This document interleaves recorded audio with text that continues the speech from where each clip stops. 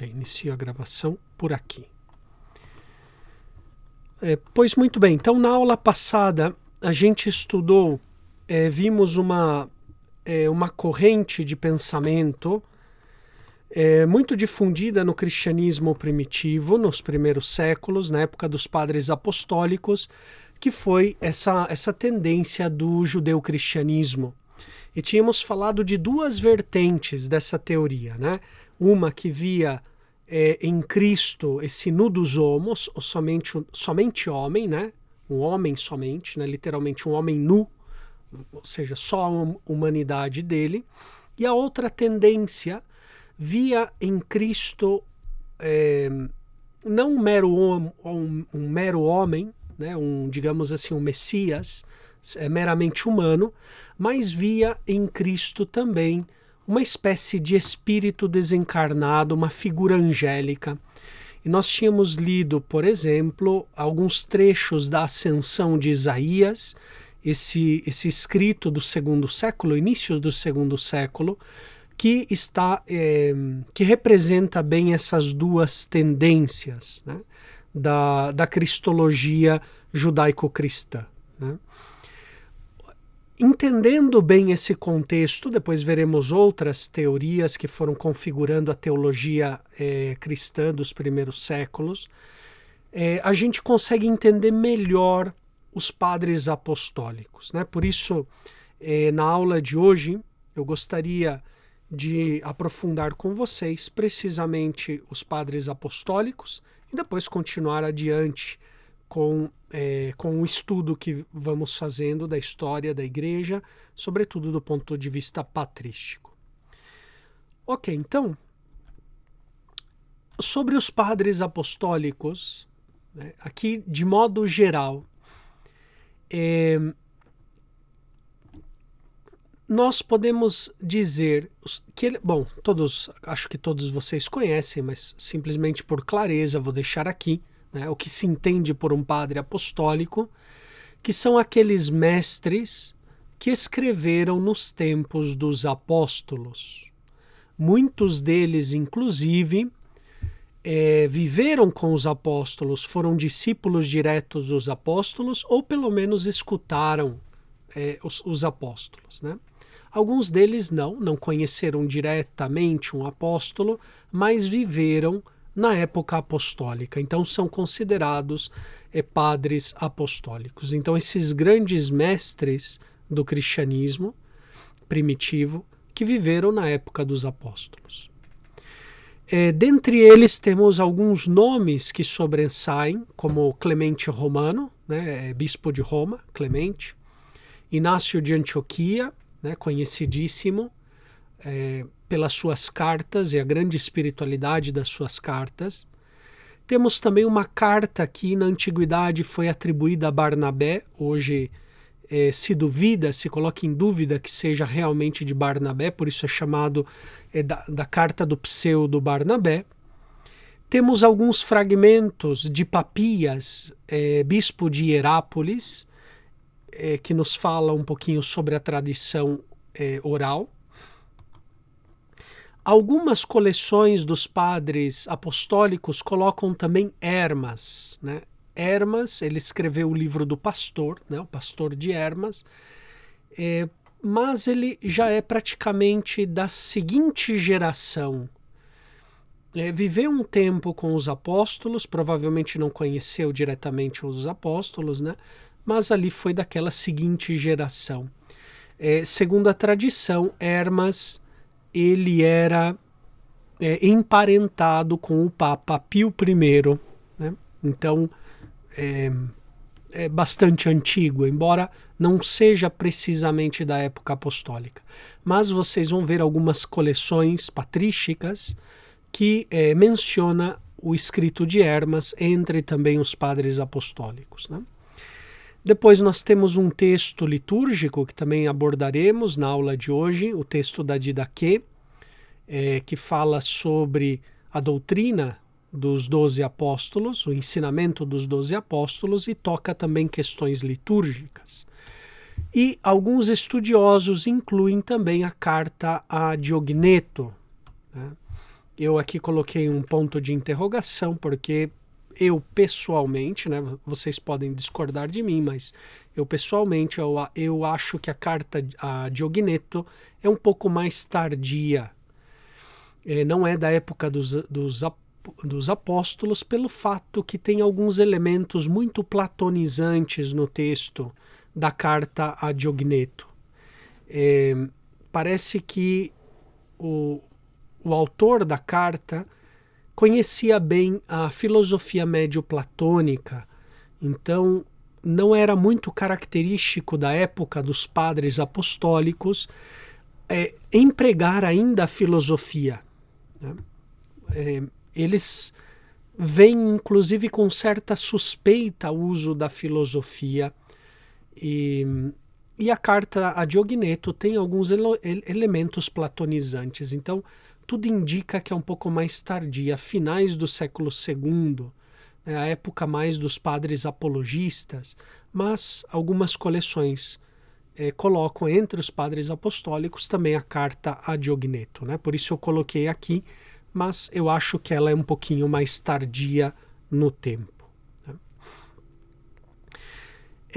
A doutrina desses padres, desses escritores apostólicos, ela tem 3 características que agora vocês vão entender bem, graças àquele contexto do qual nós falávamos na semana passada, né? Aquele contexto de um judaísmo cristão, né? Eles são cristãos, mas provenientes dessa tradição da fé judaica, e que veem ou Cristo como mero Messias humano, ou como uma espécie de espírito sem uma carne, um corpo verdadeiro, né?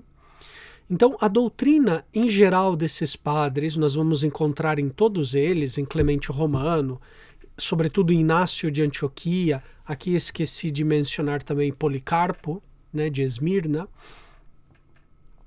Policarpo, nós temos uma doutrina, em primeiro lugar, centrada no símbolo batismal, ou seja, no nosso credo, ou seja, na fé no Deus uno e trino.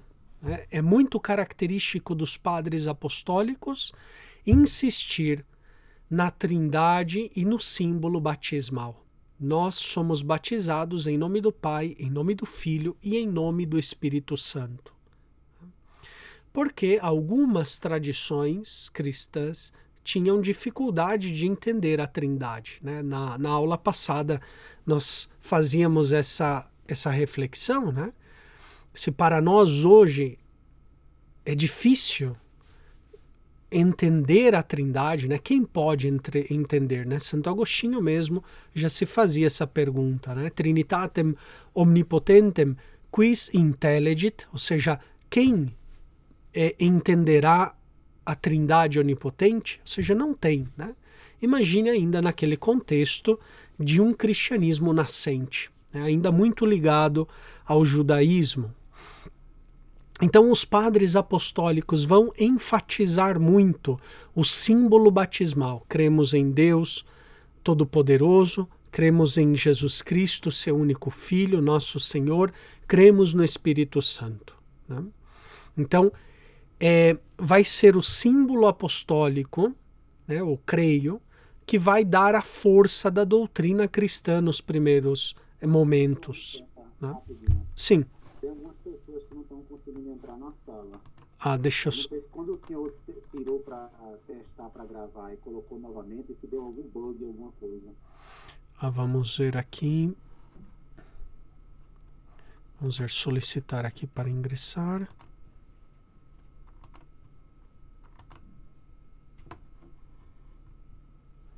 Só um minutinho, deixa eu dar uma olhada aqui.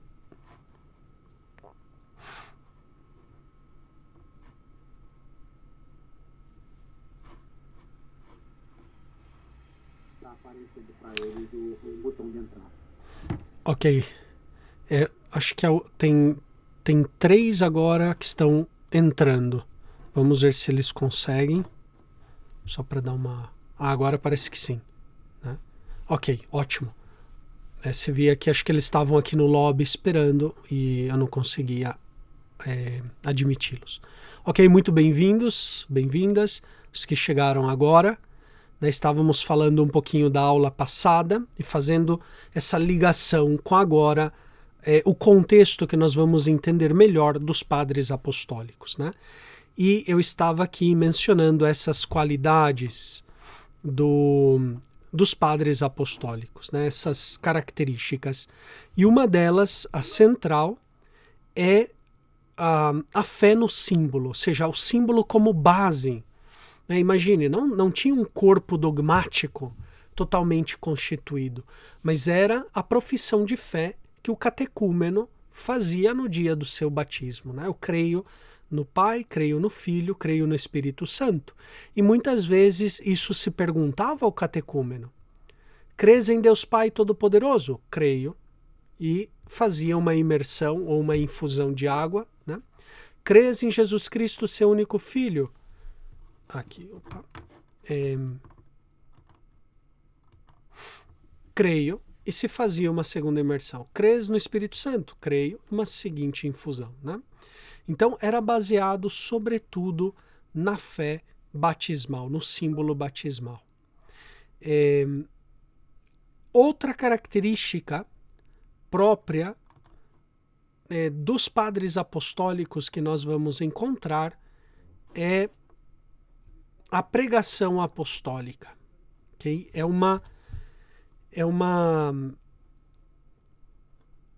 Um ensino desses padres baseado na pregação dos apóstolos. É interessante que muitas vezes os padres apostólicos, sobretudo Policarpo e o Papa Aniceto, eles vão se ancorar, vão se apoiar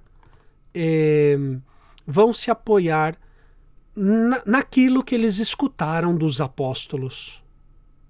Nós veremos, tem um episódio até muito simpático, de uma disputa entre São Policarpo e o Papa Aniceto, que o Papa Policarpo vai a Roma para um pouco dar satisfações ao Papa Aniceto, do que estava acontecendo e porque as comunidades da Ásia celebravam a Páscoa numa data diferente.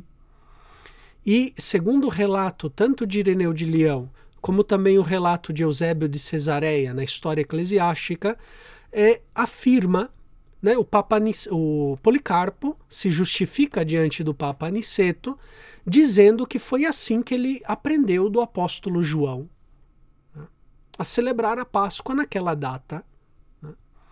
E, ao mesmo tempo, o Papa Aniceto diz que ele não pode mudar a data da Páscoa, porque foi assim que ele aprendeu dos seus predecessores.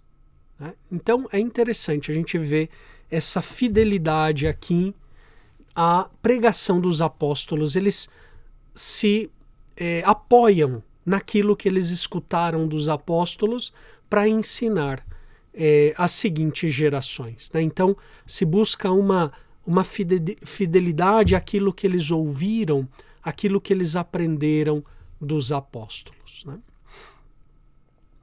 Bom, e finalmente, outro aspecto que aparece uma e outra vez nos escritos dos padres apostólicos é esse convite à unidade, esse chamamento à unidade eclesial.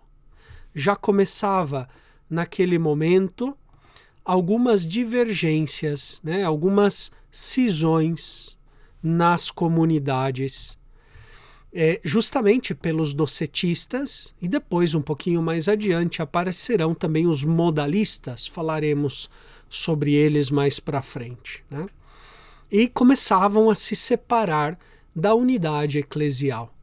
Por isso, por exemplo, nas cartas de Inácio de Antioquia, vamos encontrar uma e outra vez, mas também na carta de São Clemente Romano, esse chamamento à unidade, à concórdia, à harmonia, à comunhão, sobretudo com a sagrada hierarquia.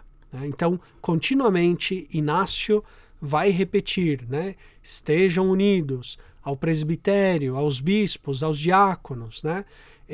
Não vão, digamos, não se separem, né? Formando uma espécie de gueto à parte, etc. Né? Esse chamamento à unidade eclesial é frequente nos padres apostólicos, em vista desses grupos que começavam a se separar. Líamos na semana passada um trecho da Ascensão de Isaías. Esse escrito é um pouco, vai nessa linha de separação, né? Vai nessa linha um pouco de afastamento da hierarquia eclesiástica, né? Da unidade eclesial. Pois muito bem, dito isso de modo introdutório, gostaria de falar para vocês, ainda que brevemente, porque sem dúvida vocês conhecem bem, sobre alguns padres apostólicos, fazer uma espécie de introdução à leitura desses padres, né? É de se esperar, e também incentivo muito vocês a que, na medida do possível, vocês leiam os padres que a gente vai abordando na sala de aula, ok? Então, vamos ver alguns padres apostólicos, e eu vou fazer uma breve introdução que espero que seja de utilidade, que facilite a leitura da carta ou do escrito desses escritores, né? Pois muito bem, então, Clemente Romano, que ele foi papa entre os anos 92 e 98. Né? Temos pouquíssimos dados sobre Clemente. Sabemos que ele foi sucessor, não sucesso, mas sucessor de Pedro em Roma, depois de Lino e de Anacleto, segundo o testemunho de Ireneu de Leão, no Adversus Hereses, no livro 3º. Né? E a autenticidade da sua carta, né, da carta de Clemente aos Coríntios, é noticiada também por Hegesipo, que é um escritor do 2º século, muito antigo. É uma pena que o seu escrito se perdeu. Nós temos só fragmentos dos escritos de Hegesipo na história eclesiástica de Eusébio de Cesareia, né? Falei para vocês que essas duas siglas aqui, AH e HE, vão aparecer muito, né? Porque para o estudo do cristianismo dos 3 primeiros séculos, Ireneu de Leão e Eusébio de Cesareia, na história eclesiástica, são duas fontes fundamentais, né? Eu diria, são das poucas fontes que nós temos para fazer um estudo histórico da época patrística nos 3 primeiros séculos, né? Professor? Sim. Boa noite, Padre Ronaldo aqui. Sim, padre. Porque tem alunos dizendo que ainda não conseguiram entrar, isso está me incomodando um pouquinho, porque eles estão comentando no grupo. Vamos ver. Por exemplo, o Teófilo não conseguiu entrar. Ok, eu vou copiar então o link dessa aula aqui. Vamos ver. Opa. E vou compartilhar aqui o convite. Se algum de vocês, por gentileza, pode, se tiver um grupo de WhatsApp, compartilhe esse link também no grupo de WhatsApp.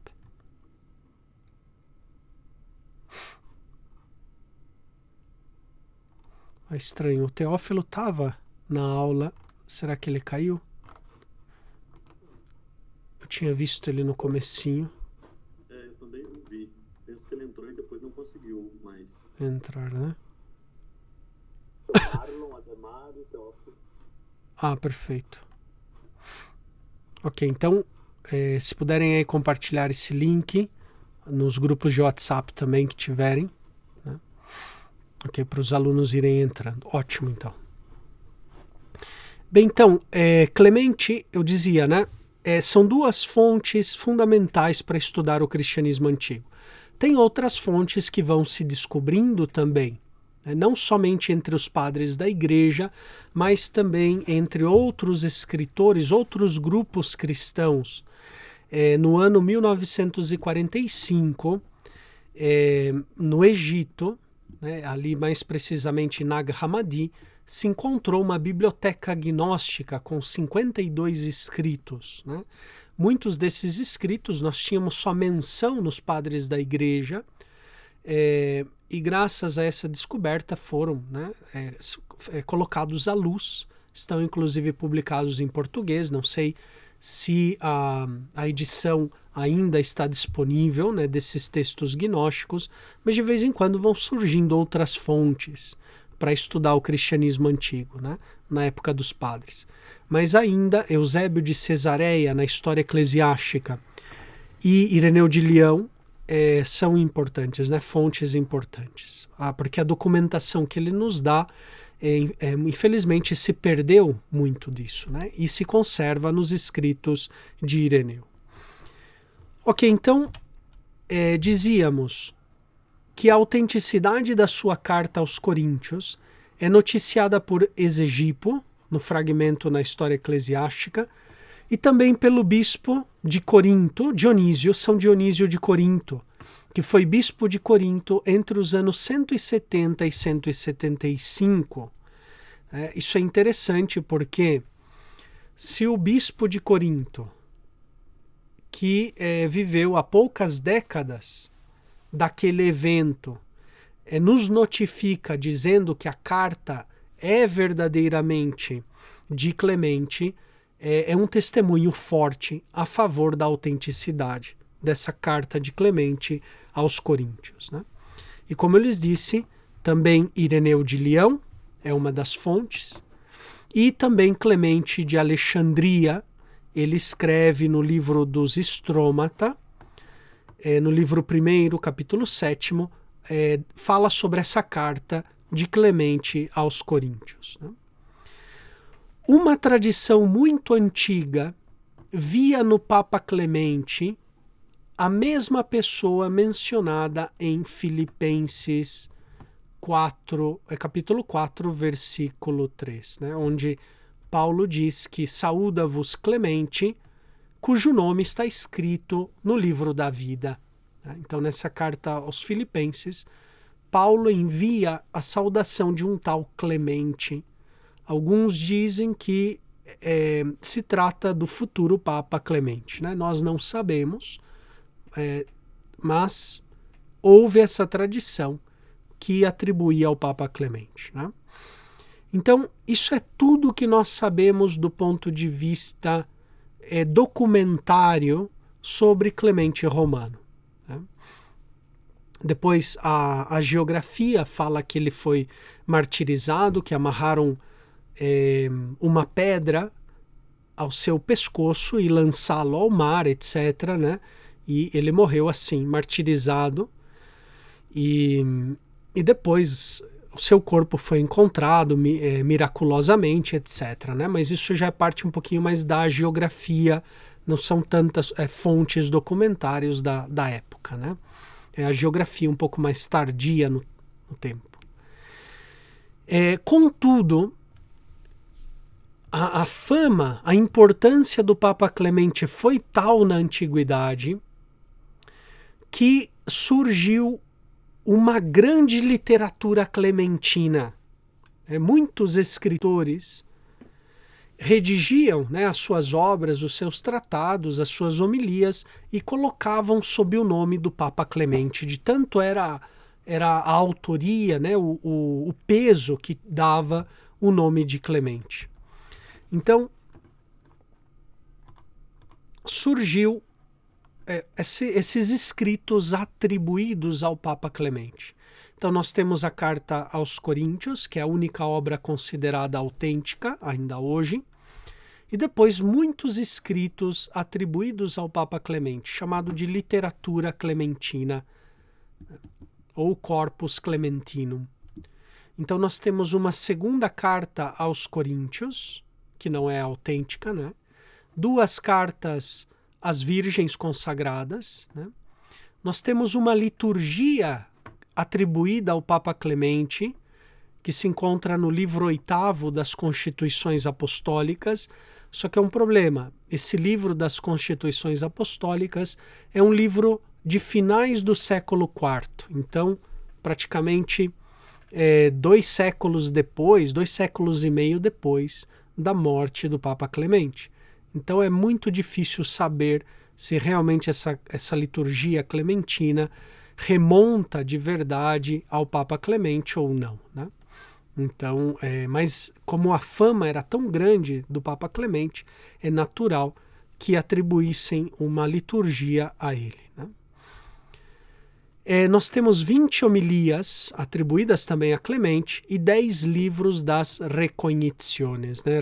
Recognições digamos assim, o livro recognitio no latim pode significar também investigação, né? Investigação sobre corpos de mártires que tinham sido perseguidos, que foram encontrados, etc., né? É como o livro dos reconhecimentos. Ok, então esses são os escritos atribuídos a Clemente, mas de Clemente mesmo, hoje considerado autêntico, é só a sua primeira carta aos Coríntios. Vejam, essa carta teve tanta fama que algumas igrejas no século II liam essa carta na liturgia como se fosse um texto bíblico, um texto inspirado por Deus. Tanta era a importância da carta de Clemente aos Coríntios, né? Como está estruturada essa carta? Antes disso, o motivo.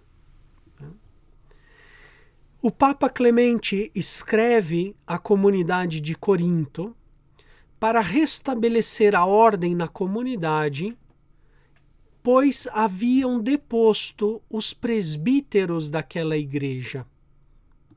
Okay? Um grupo, vamos dizer assim, um pouco de exaltados, né? Um pouco de cristãos que tinham carismas especiais e dons do Espírito Santo, pela carta de Clemente dá a entender isso, né? Que eles tinham dons, talvez milagres, profecia, dons de línguas, etc. Mas esse grupo se exaltou, teve algum conflito com a autoridade daquela comunidade e expulsaram da comunidade os presbíteros, né? Aqui, presbíteros, a gente não sabe muito bem o que Clemente quer dar a entender, né? Provavelmente aqui por presbítero se entende o presbitério como um tal, a autoridade, a hierarquia daquela comunidade. Provavelmente era o bispo com seus bispos auxiliares, né, com os presbíteros em sentido próprio da palavra, inclusive os diáconos, né? Mas ele fala somente dos presbíteros, que no grego presbítero significa ancião, né? Os anciãos daquela comunidade, ou seja, a autoridade, a hierarquia daquela comunidade. Então o Papa intervém na comunidade de Corinto para restabelecer a ordem e para pedir que os presbíteros sejam readmitidos na comunidade. Então a carta ela tem uma primeira parte que vai dos capítulos 1 a 38, onde nós vemos diversas considerações morais. O Papa Clemente vai falar das virtudes cristãs, do capítulo 4 ao capítulo 15. Por exemplo, vai falar da caridade, da penitência, ou seja, do arrependimento, da necessidade da obediência, da piedade, da hospitalidade, da humildade, né? E também vai falar o motivo para viver essas virtudes cristãs, do capítulo 16 ao capítulo 38, que é imitar Jesus, imitar os santos do Antigo Testamento. Isso é interessante também, imitar a ordem cósmica, porque todo o universo está atento à vontade de Deus e obedece, né, ao mandato divino. Assim também a comunidade de Corinto deve voltar àquela harmonia, assim como existe uma harmonia na criação, nos astros, nas estrelas, né, na regularidade dos fenômenos cósmicos, assim também os cristãos devem viver nessa paz, nessa concórdia. E também por causa das promessas da vida eterna. E é interessante também aqui, ele fala da disciplina cristã, citando o exemplo do exército romano, né? Então Clemente, por uma parte, ele herda a tradição judaica, e se vê que ele provém dessa tradição judaica porque ele conhece muito bem o Antigo Testamento, cita o que aconteceu, por exemplo, com Caim e Abel, conhece o Antigo Testamento, usa com muito proveito, com muita utilidade, passagens do Antigo Testamento com muita fluidez, né, com muita familiaridade do texto, e ao mesmo tempo que ele tem esse espírito judaico, esse conhecimento, né, das Escrituras, ao mesmo tempo ele tem uma mentalidade romana, disciplinar, né? Os romanos foram quem deram a civilização, o direito, né, a lei, a ordem, a justiça, etc., né, aquela estrutura militar e também das instituições romanas, etc., né? Então é interessante porque ele, sendo bispo de Roma, também incorpora em si, assimila em si esses valores da romanidade, da cultura romana, né? E a segunda parte, se a primeira parte foi uma parte assim mais de motivação, né? Querendo chamar a consciência da comunidade de Corinto, a segunda parte ela é mais concreta, que vai dos capítulos 39 a 35, onde se fala da obediência à hierarquia que foi estabelecida e que esse grupo deve voltar a essa obediência. E a rebelião em Corinto causou muita desordem, não somente naquela comunidade, mas entristeceu todas as igrejas do mundo inteiro, porque ficaram sabendo daquela situação, daquele vexame, né, triste, de desunião entre os fiéis da comunidade de Corinto, né? É interessante, o Papa Clemente vai citar exemplos da própria carta de São Paulo aos Coríntios, né? Ele fala, já o apóstolo Paulo dizia que havia rebeliões entre vós. Alguns diziam, eu sou de Pedro, eu sou de Apolo, eu sou de Cristo, né? Estaria Cristo separado? Né? Estaria Cristo dividido? Então, o apóstolo Paulo, já sabendo que alguns iam querer dividir a comunidade, já os alertou para manterem a unidade, né? E o apóstolo Paulo sabia que a comunidade de Corinto era uma comunidade com dons carismáticos extraordinários, né? Nós vemos lá na carta aos Coríntios de São Paulo que ele fala, né, desses dons que a comunidade de Corinto tinha, mas o importante era a caridade. Ainda que eu falasse a língua dos homens e dos anjos, ainda que eu tivesse fé a ponto de mover as montanhas, né?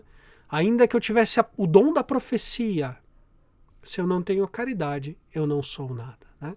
Então o apóstolo Paulo já alertava os coríntios para que vivessem na concórdia, na caridade, né, no amor mútuo entre eles.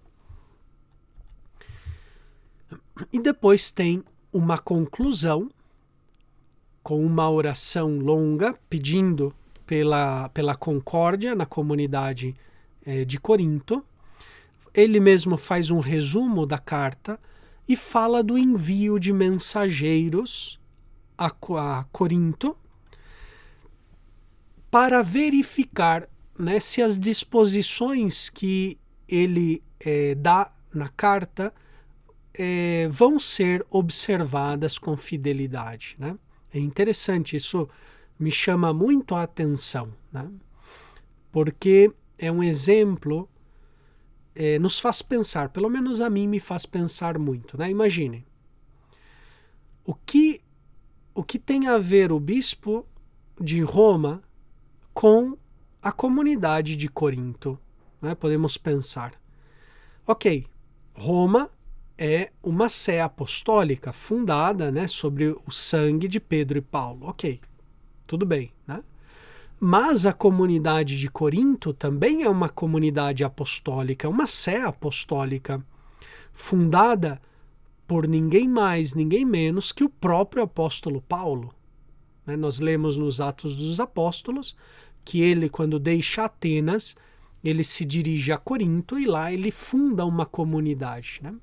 Que dá depois muitos problemas, etc. Mas a comunidade de Corinto consegue perseverar na fé cristã, né? Apesar de muitas dificuldades que ela encontra.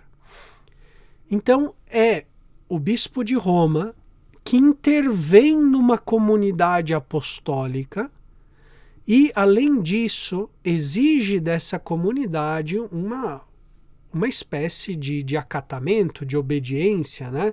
De seguir as suas palavras. Notem, o Papa Clemente, segundo os estudiosos, foi martirizado na perseguição de Domiciano por volta do ano 98. Né? Se pensa que o apóstolo João tenha falecido por volta do ano 100, alguns estudiosos colocam até um pouquinho mais tarde, por volta do ano 103, até mesmo ano 105, alguns dizem que ainda estava em vida o apóstolo João. Né? Por que intervém o bispo de Roma e não intervém o apóstolo João? Né? Ou seja, que autoridade tem, ou que consciência da autoridade tem Clemente, né? Que ele se vê na necessidade de intervir. E no início da carta, bem no prólogo da carta, o Papa Clemente, ele mesmo se lamenta e pede desculpas de não ter intervindo antes, porque parece que em Roma desencadeou alguma espécie de perseguição, né? O Papa Clemente fala de uma aflição, aconteceu uma grande aflição entre nós aqui em Roma e ele se viu impossibilitado de escrever antes a comunidade de Corinto, né? Então isso também nos faz pensar, né? Com isso eu não quero afirmar nada, não quero dizer nada, mas estou aqui só lançando uma reflexão, né? Provavelmente estava ainda em vida o apóstolo João, né? E mesmo assim, o bispo de Roma, ele se sente no dever de escrever para a comunidade de Corinto para colocar ordem naquela situação, né? Então, isso é, a menos a meu modo de ver, é muito eloquente, fala por si só, né? Fala um pouquinho da consciência que o bispo de Roma tinha dessa solicitude por todas as igrejas, como dizia o apóstolo Paulo, né? Ter essa solicitude por todas as igrejas. Bem, esse aqui é um resumo da carta de Clemente aos Coríntios. Eu acho que se vocês depois leem essas cartas, essa carta em concreto, vão conseguir entender e inclusive desfrutar mais da leitura. Não é uma carta muito longa, acho que vai ocupar 1 hora, 2 horas no máximo da leitura, mas é uma leitura muito boa, né? Na verdade, nos tem muito a dizer ainda hoje, né? Vamos ver alguns trechos dessa carta de Clemente aos Coríntios. Alguns breves trechos só para que tenhamos um pouquinho de imersão nessa carta, né? Bom, antes de entrar na leitura, um pouco do conteúdo que eu quero destacar é a importância da hierarquia eclesiástica, que para Clemente fica claro que a hierarquia foi estabelecida por Deus, né? Clemente não é contrário aos dons carismáticos, né? Uma igreja também dos carismas, dos dons, dos ministérios, né? Mas ele fica claro também da necessidade da hierarquia.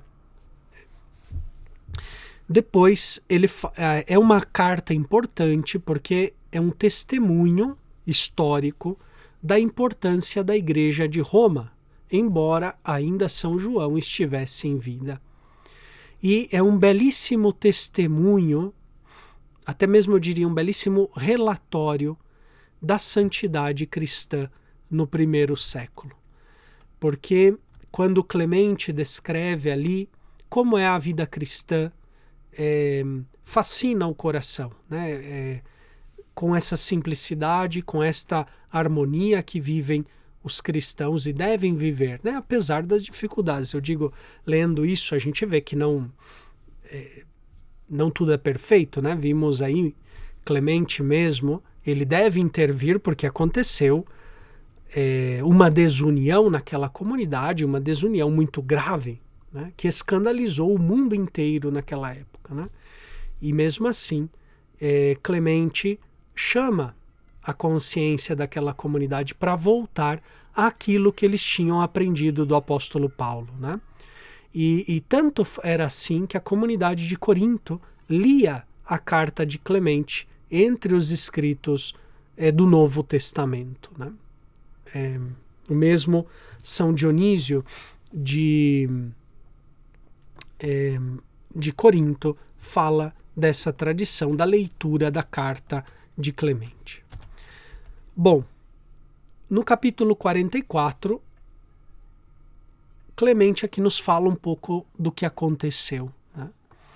Nossos apóstolos, sobretudo o apóstolo Paulo, conheciam da parte do Senhor Jesus que haveria disputas por causa da função episcopal, né? Nada novo baixo o sol. Ainda hoje existem muitas disputas por causa da função episcopal, né? Então, nossos apóstolos conheciam da parte do Senhor que haveria disputas por causa do episcopado, né? Já os mesmos apóstolos queriam os primeiros lugares e sentar um à direita, outro à esquerda de Cristo e tal. Então, Cristo coloca uma criancinha no meio deles e coloca o exemplo de humildade, né? Por este motivo, prevendo exatamente o futuro, os apóstolos instituíram aqueles de quem falávamos antes, né? Ou seja, os presbíteros, e ordenaram que por ocasião da morte desses, né, desses presbíteros, né, dessa hierarquia, vamos dizer assim, outros homens provados lhe sucedessem no ministério. Então, é interessante o que diz Clemente aqui, né? Os apóstolos eram conscientes de que eles, uma vez deixando este mundo, voltando para o Senhor, eles deveriam colocar sucessores e esses sucessores fazer outros sucessores ainda, né? Então, é a sucessão dos apóstolos através da sucessão, né, dos bispos. E os que foram estabelecidos por eles ou por outros homens eminentes, com a aprovação de toda a Igreja, e que serviram irrepreensivelmente ao rebanho de Cristo, com humildade, calma e dignidade, e que durante muito tempo receberam o testemunho de todos, achamos que não é justo demiti-los de suas funções, né? Então aqui, o Papa Clemente ele dá a sua sentença, ele fala, olha, não é justo demitir das suas funções esses sucessores dos apóstolos, ok? Que serviram a Cristo durante tanto tempo com humildade, com calma, com dignidade, né? Não é justo excluí-los das suas funções.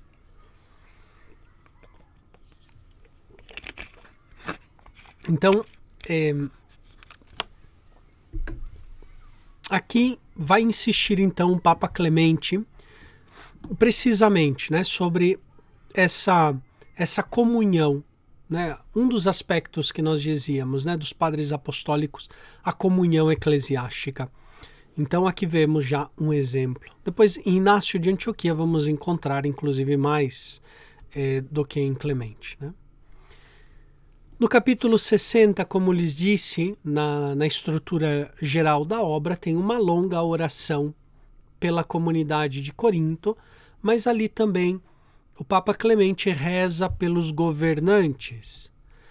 E alguns escritores falam que essa oração de Clemente está inspirado numa antiga anáfora litúrgica, né? Numa antiga oração eucarística de uso em Roma naquela época, né? Não sabemos, não temos outros textos, mas existem alguns elementos nessa oração, não nesse trecho aqui, porque aqui é um trecho pequeno, que eu coloquei só para ilustrar aqui, né? Mas se vocês leem a oração inteira de Clemente por aquela comunidade, ele começa com um louvor, uma espécie de prefácio, louvando a Deus, glorificando a Deus, depois suplicando o Espírito Santo por aquela comunidade, né? Desça o Espírito Santo para fazer daquela comunidade um só corpo, etc. Então, tem alguns resquícios ali que nos faz entrever uma espécie de oração eucarística muito antiga, né?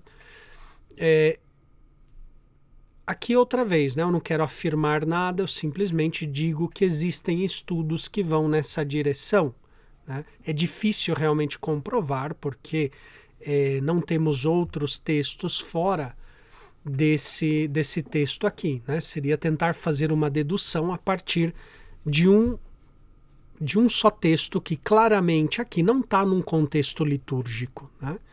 Mas pode ser que elementos da liturgia tenham sido utilizados por Clemente para fazer essa oração aqui, né? E por que não, né? Na liturgia, onde que se dá a comunhão eclesial em sentido pleno, né? É o sacramento da comunhão. Então, visto que o tema principal da carta é a comunhão eclesial, pode ser, né, que tenha alguma influência da liturgia eucarística. Aqui um trecho que fala sobre a oração pelos governantes. E diz assim: torna-nos, Senhor, submissos ao teu nome onipotente e virtuosíssimo, e também aos nossos chefes e aos que governam sobre a terra. Tu, Senhor, lhes destes o poder da realeza pela tua força, magnífica e indizível, para que nós, conhecendo a glória e a honra que lhes foi dada, obedecêssemos a eles, sem nos opor à tua vontade. Nós veremos em breve, quando estudarmos os padres apologistas e as perseguições, os cristãos eles eram acusados de antissociais, né? Eles eram antissociais, não participavam da vida pública, da vida política do Império Romano, como que eles se excluíam da sociedade romana e, portanto, eles eram acusados de ódio contra a humanidade, né? por esse isolamento do mundo, né? E os padres apologistas vão dizer: não, nós rezamos pelo império, rezamos pelo bem do imperador, mas não somos idólatras, né? Não veneramos, não adoramos a estátua do imperador, né? Mas simplesmente oramos a Deus, o único Deus, pelo progresso do império e pelo bem-estar, né, da sociedade. Aqui é um exemplo também disso, né? Clemente pede pelos que governam a igreja e pelos que governam também a terra. Dá-lhe, Senhor, a saúde, a paz, a concórdia e a constância, para que exerçam com segurança a soberania que lhes deste. Tu, Senhor celeste, Rei dos séculos, concede aos filhos dos homens glória, honra e poder sobre todas as coisas. Dirige, Senhor, as decisões deles, conforme o que é bom e agradável a ti, para que, exercendo com paz, mansidão e piedade o poder que lhes foi dado por ti, possam alcançar de ti a misericórdia. Então, um belíssimo exemplo e também uma belíssima oração do Papa Clemente, né? A gente pode pensar, olha só, estamos ainda no século I, né? E vemos uma oração, aqui é um pequeno trecho, né? Mas uma oração tão cheia de sinceridade, tão cheia de afeto, né? Pela paz daquela comunidade, né? Ok, isso é um exemplo do Papa Clemente, um breve exemplo.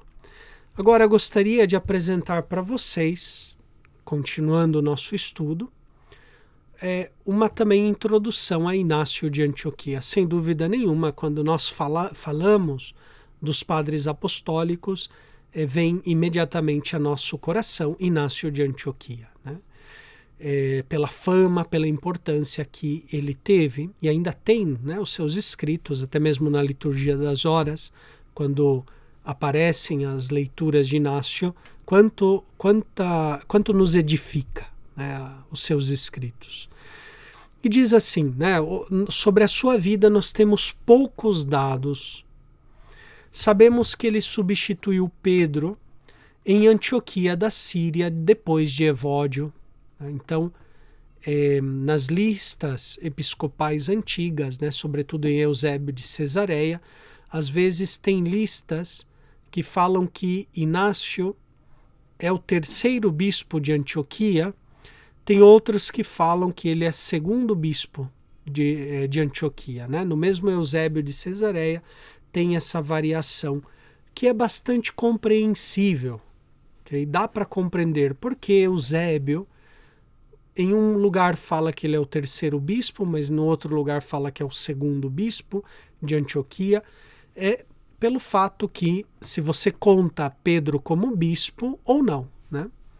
Se você conta Pedro como bispo, então ele é o terceiro depois de Pedro.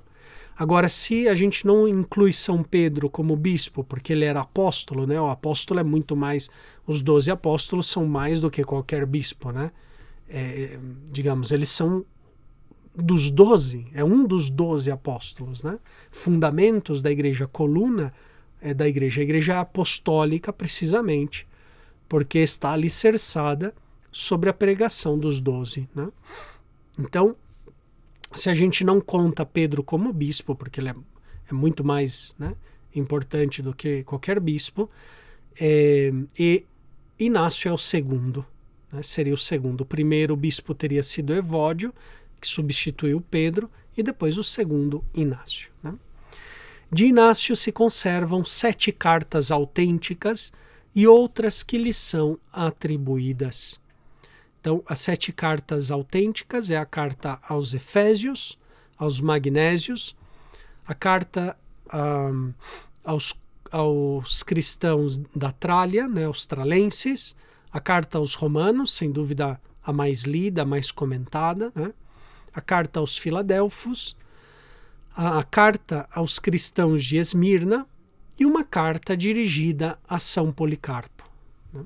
Inácio, quando ele foi capturado na Síria, né, em Antioquia, na Síria, e ele foi levado em direção a Roma para ser martirizado em Roma. Ele fez uma estadia em Esmirna, onde era bispo São Policarpo, né? São Policarpo acolhe o prisioneiro, né, Inácio como prisioneiro durante um tempo ali, né? Então, em Esmirna, ele aproveita para escrever cartas para as comunidades ali daquela região da Ásia Menor, né? E deixa também uma carta ao próprio Policarpo. Existe também uma tradição, mas não há dados documentários sobre isso, que vê em Inácio de Antioquia aquela criancinha que Jesus toma nos braços e abençoa, né? E coloca como exemplo para os discípulos que estavam discutindo entre elas, né? Existe uma tradição, vocês vão ver em alguns textos antigos, mas um pouco tardios já, não são contemporâneos à época de Inácio, né? Que fala que Inácio era aquela criancinha que Jesus tomou nos braços, abençoou e colocou como exemplo de humildade para os 12 apóstolos, né, que estavam lá brigando pelos primeiros lugares, né? Não sei, né, é difícil averiguar isso, mas se esse relato é verdadeiro, devemos colocar o nascimento de Inácio, inclusive antes, né? Porque Jesus ele foi crucificado por volta do ano 29, né, da nossa era, 28, 29, Portanto, Inácio, vamos dizer que ele teria uns 4 ou 5 anos de idade, 3 anos de idade, aí nessa época, então, teria nascido aí por volta do ano 25, né? Pelo ano 26, quem sabe? Não, né? Difícil comprovar algo assim, mas existe esse relato, né? Pois muito bem, qual é a doutrina, o que sobressai no ensinamento de Inácio de Antioquia? Em Inácio aparece clarissimamente uma hierarquia tripartida, okay? Bispo, presbíteros e diáconos. Inclusive ainda nas cartas de São Paulo, e mesmo na carta de Clemente Romano, não é ainda claro, totalmente evidente, não é totalmente evidente que o que é o presbítero, por exemplo, né? Quando nas cartas de São Paulo ele fala dos presbíteros da igreja, pode ser que ele esteja se referindo aos bispos, né? Ou a todo o presbitério, toda a hierarquia daquela comunidade, né? Em Inácio de Antioquia, não. Em Inácio já é claro que é uma hierarquia tripartida. O bispo, abaixo dele o presbítero e depois o diácono. Um outro elemento que sobressai na doutrina de Inácio é uma menção especial, eu diria até um privilégio especial da Igreja Romana. Nas cartas, é a igreja mais elogiada por Inácio. Ele vai dizer que é aquela que preside na região dos romanos, aquela que preside a caridade, né? E aos cristãos de Roma, Inácio, ele diz, literalmente, que não dá ordens como Pedro e Paulo, né? É um pouco estranho essa frase aqui de Inácio, porque, vejam bem, Inácio, ele é sucessor de Pedro em Antioquia, na Síria. E mesmo assim, Inácio não se sente habilitado, não se sente capacitado para dar ordens à comunidade de Roma como Pedro e Paulo, né? Sendo que ele é sucessor de Pedro em Antioquia, né? Então é uma cátedra petrina também, né? Uma sé petrina. Aqui abro um parênteses, né? Só um pouquinho, um parênteses explicativo. Na igreja primitiva, inclusive até no século VII, havia a tradição de quem governava a igreja era Pedro, né? Pedro governava a igreja, ele era, por assim dizer, era a cabeça do colégio apostólico e, portanto, era a cabeça também da igreja. Só que Pedro, ele governava em 3 sés, né? Era a chamada a tríplice sé petrina. Pedro governava a igreja em 3 sés distintas. A primeira delas, digamos a mais importante, a que tinha maior reconhecimento na antiguidade, era a sé de Roma, porque lá o apóstolo Pedro, né, segundo a tradição, pois derramou seu sangue por Cristo, entregou a sua vida lá por Cristo em Roma, né? Então, digamos assim, a sé petrina principal. Mas os Atos dos Apóstolos nos falam que Pedro residia em Antioquia, na Síria, né? Então a gente lê nos Atos que Pedro, por exemplo, quando aquele centurião Cornélio tem aquela visão, eles mandam chamar Pedro em Antioquia, né? Na carta também de São Paulo aos Gálatas, fala de um episódio que Paulo foi ali em Antioquia e discutiu com Pedro, né? Por causa daquela simulação, né, que Pedro vivia como pagão, mas queria depois obrigar os pagãos a viver como judeus, etc., né? Bem, e depois também havia uma tradição que era uma sé petrina, a igreja de Alexandria no Egito.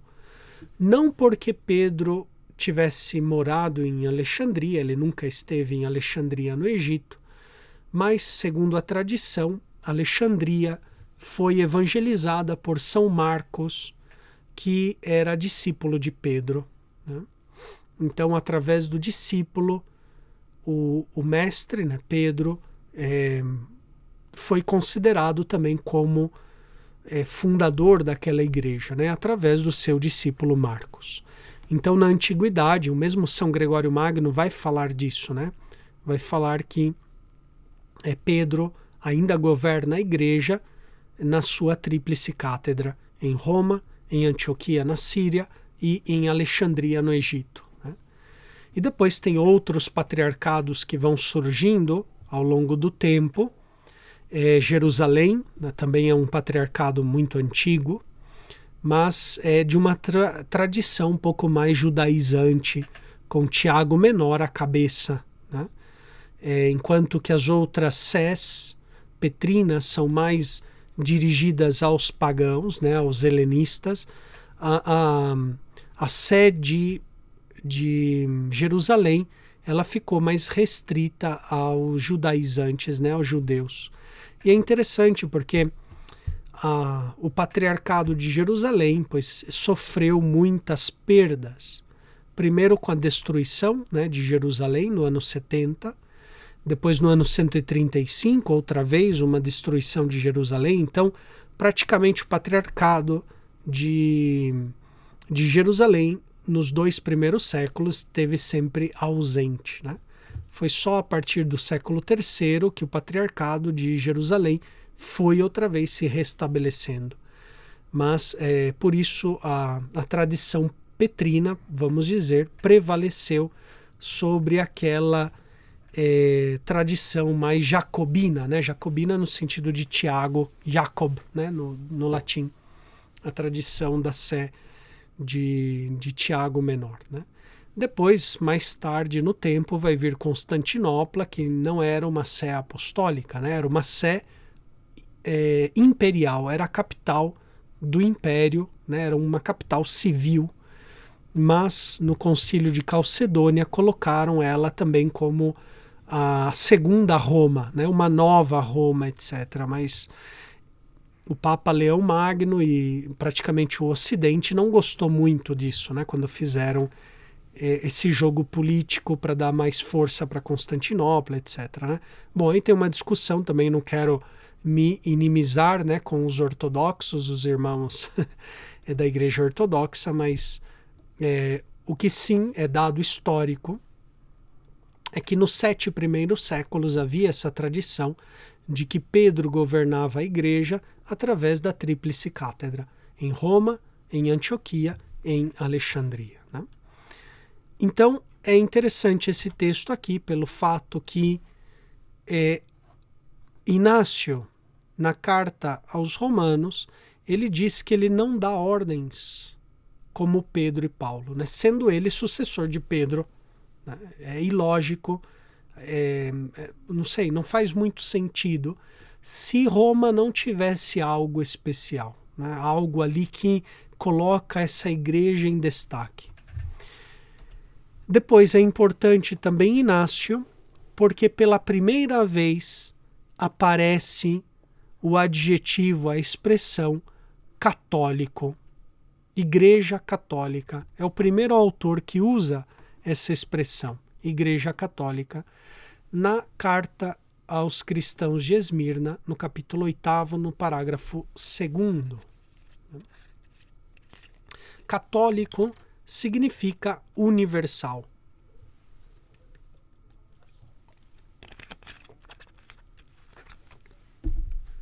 Ou seja, é a igreja que tem essa universalidade, né? Ela não é local, não é regional, no sentido de que está destinada a uma região muito específica, mas é universal.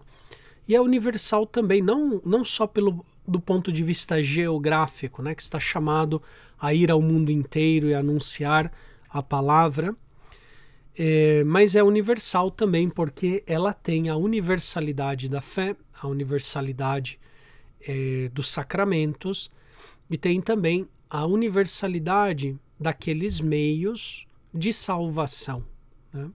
Então, quando na igreja antiga se falava de católico, não se pensava só católico como uma universalidade geográfica, mas católico também como uma universalidade de fé, né? Ou seja, é a igreja que tem a plenitude, a totalidade, a universalidade da fé, dos mandamentos, dos sacramentos, né?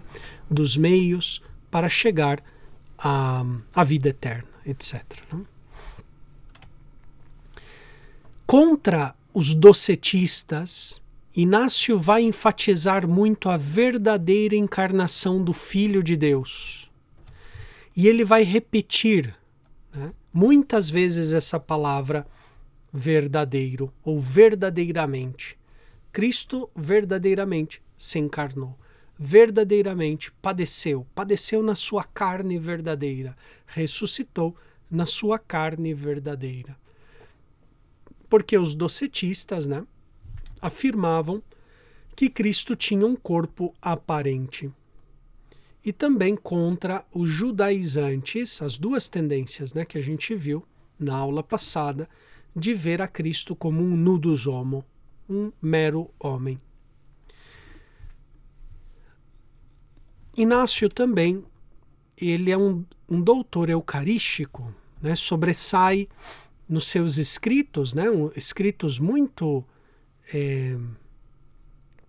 digamos assim, muito antigos, né? Ele, segundo a tradição, foi martirizado por volta do ano 107. E ele nos fala muito da Eucaristia como símbolo da comunhão, mas também com um forte realismo, né? Como verdadeira carne do verdadeiro Cristo encarnado, né? Contra os docetistas. Bom, aqui eu trago alguns trechos que eu quero colocar em destaque também, rapidissimamente. Na carta aos Efésios, Inácio nos fala dos 3 mistérios da fé cristã. Afirma o seguinte: permaneceu oculta ao príncipe deste mundo a virgindade, né, a partenia de Maria, o seu parto, toketos, como igualmente a morte, o thanatos, do Senhor. 3 mistérios estrondosos, ou seja, kraugês, né? Kraugê no grego significa grito, né? Ou seja, 3 mistérios gritantes, clamorosos, que se realizaram no silêncio, né? Resirria de Deus, no silêncio de Deus. Então, 3 grandes mistérios da nossa fé. Um dos elementos que eu tinha anotado para vocês no início da aula de hoje foi precisamente, né, a importância do símbolo batismal. Então, se nós pegamos, por exemplo, o símbolo apostólico, que é aqui no Brasil a gente reza, né, preferentemente nas missas de domingo, o credo apostólico, ele nos vai falar, né, creio em Deus Pai Todo-Poderoso, Criador do céu e da terra, etc.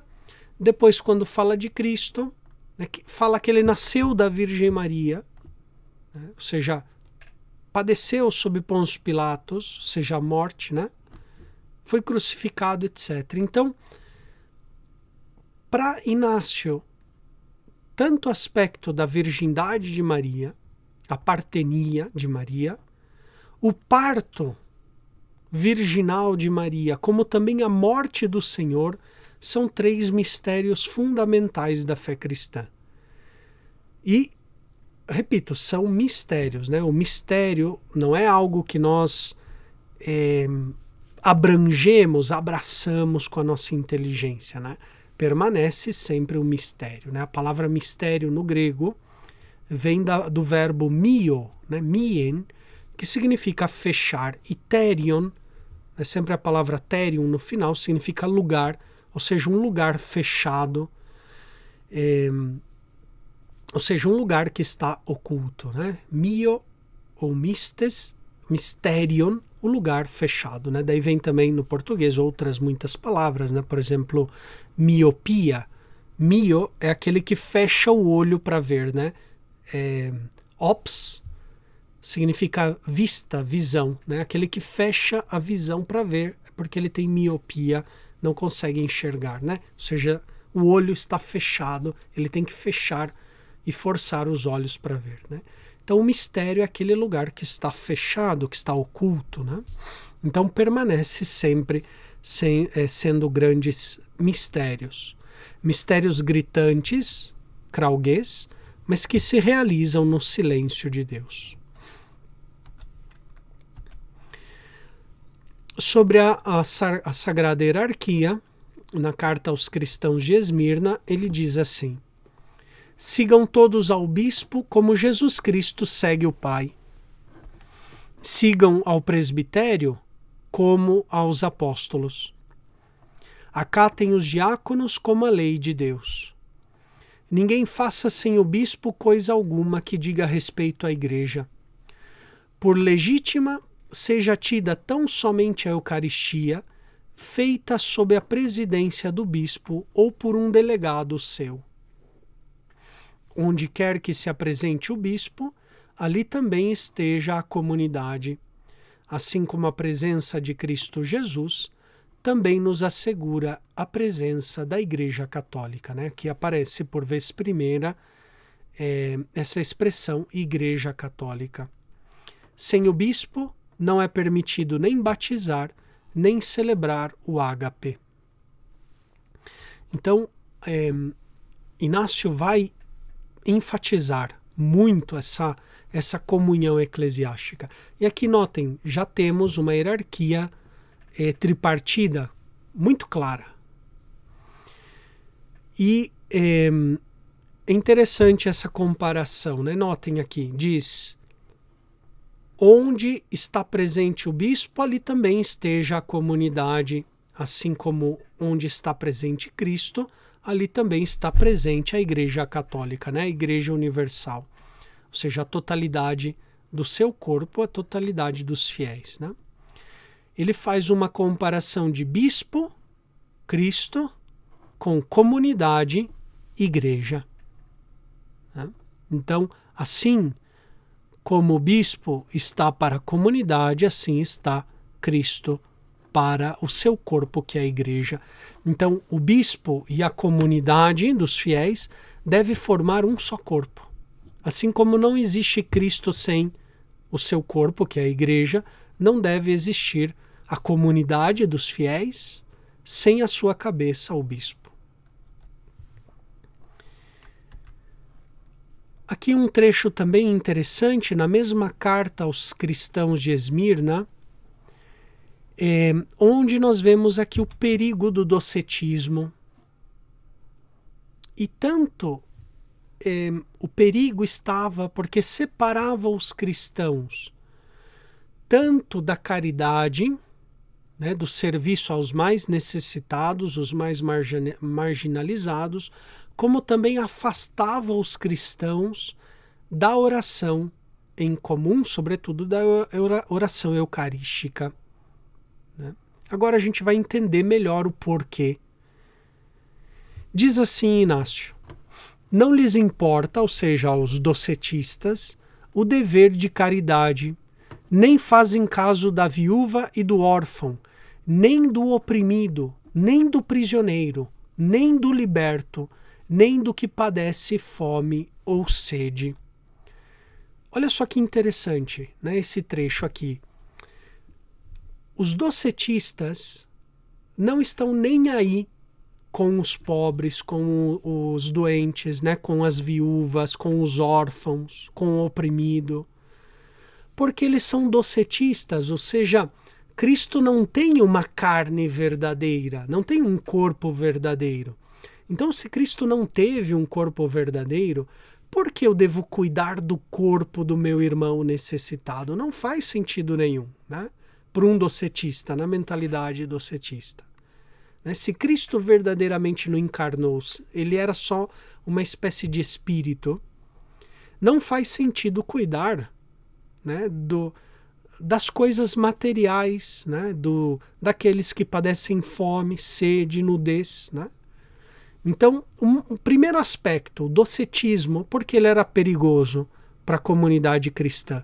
Primeiro, porque separava os cristãos desse dever da caridade, o dever de ajudar os mais necessitados, os mais excluídos, os pobres, né? Porque eles são essa continuação da carne de Cristo, né? Do corpo de Cristo, do corpo que sofre, do corpo sofredor de Cristo Jesus, né? Então, um perigo de afastamento da vida cristã, da caridade, mas também um perigo de afastamento da oração. Eles se abstêm da Eucaristia e da oração. Aqui a gente tem que entender que é a oração litúrgica, né? Nos primeiros séculos, a oração era sobretudo litúrgica. É claro que existia a oração pessoal, a oração íntima, né? Nós vemos nos Atos dos Apóstolos que quando estava Pedro encarcerado, pois ele rezava, né? Mas ao mesmo tempo vemos que a comunidade rezava por ele também, intercedia por ele, né? Vemos Paulo, por exemplo, que quando ele fica cego, né? Saulo fica cego, ele se retira e fica em oração, né? Então existia a oração pessoal, a oração íntima, né? Mas nos textos patrísticos, sobretudo dos 2 primeiros séculos, quando se fala de oração, a gente tem que pensar na oração comunitária, não tanto na oração individual, né? Então, eles se abstêm da Eucaristia e da oração comunitária, podemos entender, porque não reconhecem que a Eucaristia é a carne de nosso Salvador Jesus Cristo, carne que padeceu por nossos pecados e que o Pai, em sua bondade, ressuscitou. Né? Aqui é interessante também, ou seja, visto que eles são docetistas, Cristo não teve um corpo verdadeiro, não se encarnou verdadeiramente, então não faz sentido falar que a Eucaristia é a carne e o corpo, né, e o sangue de Jesus, porque ele não teve um verdadeiro corpo, não teve um verdadeiro sangue. E Inácio vai dizer, não, ao contrário, né? Ele se encarnou verdadeiramente, é a carne do nosso Salvador Jesus, carne que padeceu, né? Ou seja, ele fala Eucaristia, carne do Salvador, carne que padeceu, carne que ressuscitou. Então é um forte realismo eucarístico contra os docetistas, né, que negavam a verdadeira encarnação. Aqui um trecho de Inácio sobre a Igreja de Roma, né, um trecho conhecidíssimo, leio rapidamente. Em breve já fazemos um intervalo. Mas diz assim: Inácio, também chamado Teófero, a igreja que alcançou misericórdia pela bondade do Pai Altíssimo e de Jesus Cristo, seu único Filho, aquela que também preside na região dos romanos, digna de Deus, digna de honra, digna de ser chamada bem-aventurada, digna de louvor, digna de êxito, digna de pureza, que preside a caridade, né, o procatemene tes agapes, portadora da lei de Cristo e portadora do nome do Pai. Então, esse trecho aqui, que fala de uma presidência da igreja, uma igreja que preside na região dos romanos, uma igreja que preside a caridade, né? Aqui um procatetai, literalmente, ou procatemene, é o particípio, aqui é o verbo conjugado na terceira pessoa, né? O que está dizendo? O verbo procatemene, pro significa em frente de, né? E depois catetai, daí vem cátedra, significa aquele que se senta diante dos outros, né? Ou seja, aquele que preside, que se senta à frente, está ali na presidência, né? Está sentado à frente dos outros. E é um verbo que nós vamos encontrar também na linguagem militar antiga, sobretudo dos historiadores gregos, quando falam de uma presidência do exército, né, uma chefia de um exército, vão usar muito esse verbo aqui, o prokatemene, né, o presidir. Então, no contexto, pelo menos pagão, não sabemos se aqui no contexto de Inácio, tem a ver muito com uma presidência, inclusive de jurisdição militar, até mesmo, né? Agora, tem várias interpretações dessa presidência ao longo da história, né? Na tradição, digamos, nossa, latina, a interpretação mais comum, mais frequente desse procatetai tem sido aquela de uma presidência de fato, ou seja, uma presidência de jurisdição, de governo, ou seja, aquela igreja que está à frente das outras igrejas, né? Essa foi uma interpretação. A Igreja Ortodoxa não admite esta interpretação do texto de Inácio.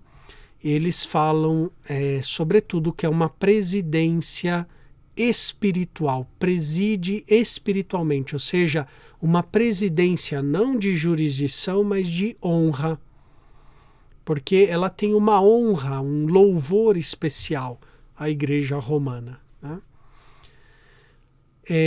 Existe também, sobretudo mais recentemente, alguns falam que essa presidência é uma presidência de caridade, ou seja, na administração, na distribuição da caridade. Ou seja, que a Igreja Romana é aquela que tem o primeiro lugar no serviço da caridade, que serve em primeiro lugar as outras igrejas, né? Bem, como eu digo, eu não quero me pronunciar, né, por nenhuma dessas possibilidades. Talvez as três possam ser harmonizadas, por que não, né? Agora, uma coisa é certa nesse texto aqui de Inácio de Antioquia, né? Ele reconhece na Igreja Romana algo especial, isso sem dúvida nenhuma, né? Que seja uma presidência, um status de honra, bom, né? Isso daí, pois a gente vai vendo depois o desenvolvimento do tema do primado romano, né? Mas Inácio vê algo especial ali na comunidade de Roma, né?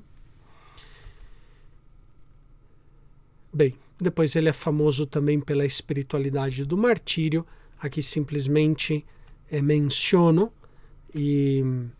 mas depois voltamos com a nossa análise. E depois, se alguém tem alguma pergunta até aqui, podemos fazer então um intervalo, uns 20 minutinhos, e já voltamos então aí às 8h50, né? E se alguém tem alguma dúvida aí, fiquem sempre à vontade para perguntar, ou se quiserem colocar no chat também. Ok, então até daqui a pouquinho, a gente se vê daqui a pouco. Tchau, tchau.